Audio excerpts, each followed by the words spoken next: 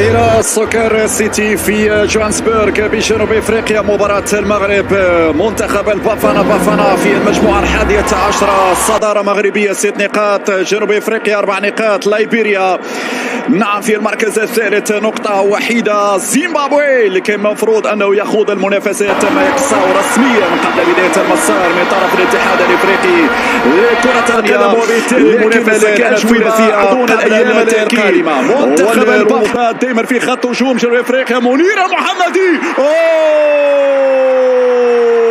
غلطة كبيرة، غلطة كبيرة. منير المحمدي، كرة كانت سهلة من خطأ منير المحمدي. معلش، هذه من الكرات المفاجئة المباغتة، تعتقد سهلة لكن في نهاية المطاف هنا كرة تأتي بهذا الشكل من بيرسيتا. السلام عليكم يا اخوان. خويا بالنسبه للماتش ديال جنوب افريقيا والمغرب، انا كنرشح المغرب غادي تربح.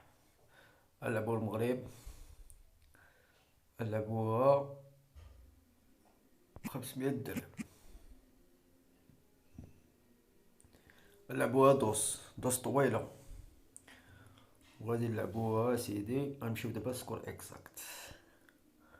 اكزاكت نديرو لها 2-1. 2-1 نلعبوها ب100 درهم.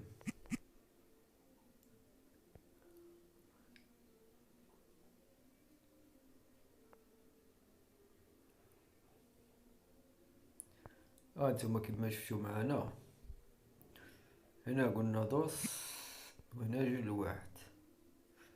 المهم اخوتي، كان هذا هو الفيديو، بالتوفيق.